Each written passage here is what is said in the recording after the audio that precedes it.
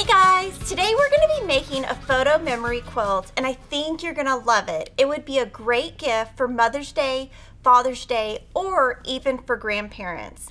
And we're going to be using photos in a quilt, but this time we're going to put them in stars so that it's not just a plain quilt. It's going to make a wall hanging and you're going to love it. So let's get started.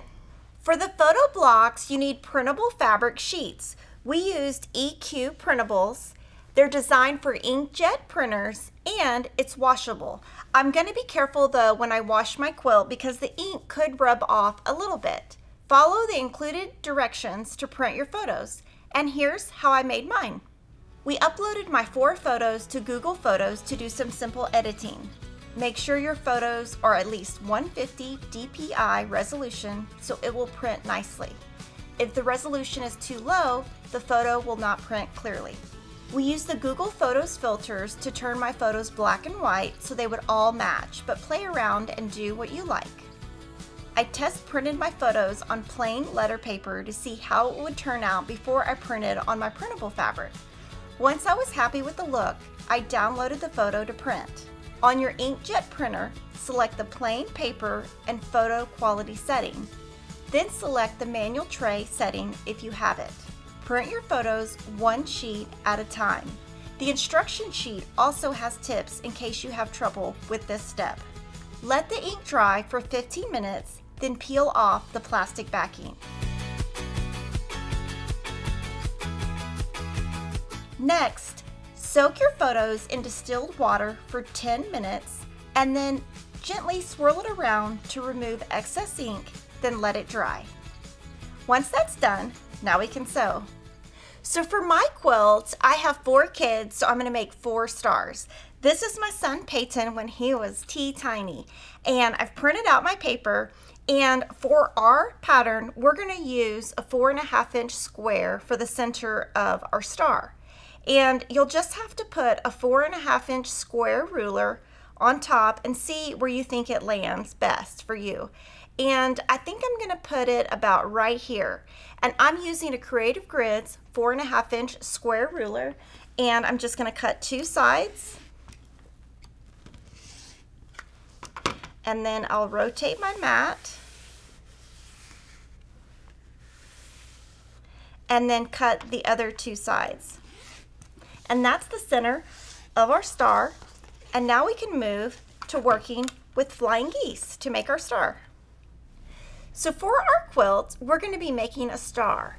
We started by making the 4.5-inch square that's going to go in the center. Next, we need to make flying geese. 4 flying geese for each star. I'm going to show you 2 methods. The first method is going to be the traditional method. So for 1 flying geese, you need 1 2.5 by 4.5-inch rectangle, and we use the darker color, and then 2 2.5-inch squares. First, what you'll do is draw a line from corner to corner on the wrong side of your 2 squares, and I'm using a friction pen. The ink will disappear when you iron later. And then what I'm going to do is place one of the squares on the top left. I'm going to stitch directly on that line. And when you do that, it looks just like this. So I've sewn directly on that drawn line. What I will do now is take this and trim a 1/4 inch away. Now from here, you will press towards the white and it will look like this. Then you will take your second square, add it to the other side, stitch directly on the line. It will look like this. You're going to trim a 1/4 inch away. You're going to be pressing towards the light fabric, and you're going to have a 2.5 by 4.5-inch flying geese. For every star, you're going to make 4, and each quilt will be different since you're going to make different number of stars. So for my quilt, I'm going to need 16 because I'm going to have 4 blocks times 4.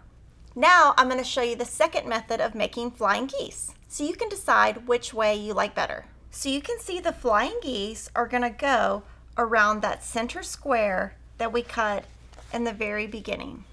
An alternate method of making flying geese is using the It's So Emma flying geese papers, and you're going to use the size that's 2 by 4. Follow the instructions that are on the inside cover, and we'll link to a video here for tips on how to make that. Once you make it and you sew it, it's going to look like this. Then what you will do is cut it apart, and each paper will make 2 flying geese, so you will need 2 sheets for 1 block.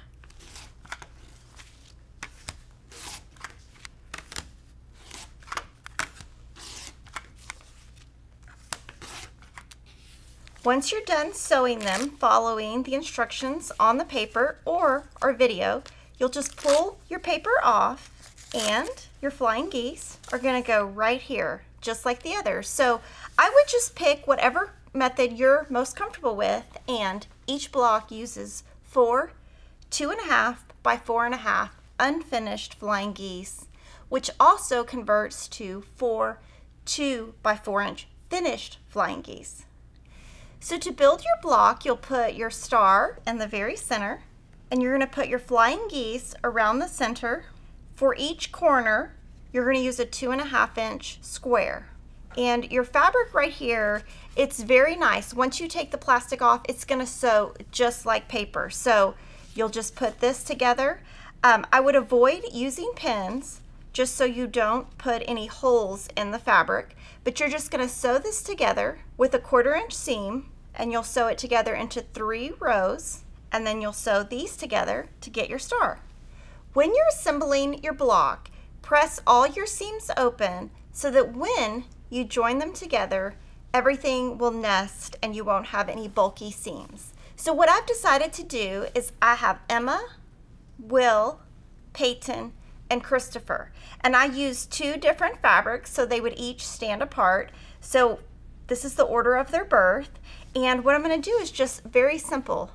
Put these together, pin in all the intersections, and stitch a 1/4 inch seam, and then I'll press towards Emma and towards Christopher, and then I'll sew this together, and I'll show you how that looks.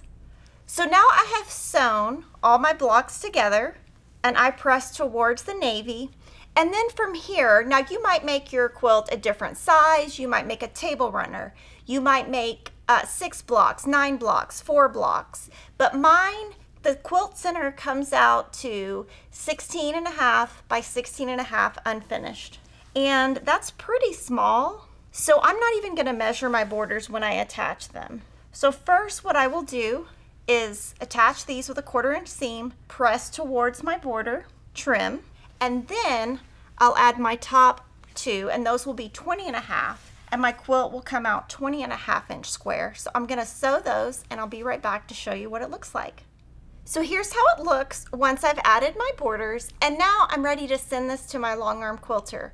My long arm quilter is going to layer the top, the batting, and she's going to add a backing, and when she does that, I'm going to ask her to do a really cute pantograph, and I'm going to ask her to use thinner thread for the quilting on this one so my baby's faces will shine, and then she's going to add the binding for me. So this is a great quick tutorial, and this is a great way to personalize a gift for somebody special in your life. And the one thing I did want to point out is we did a very simple design, not too many pieces so that it wouldn't chop anything up, and I think when you're working with a photo quilt, you should always use a simple design. I hope you enjoyed this video.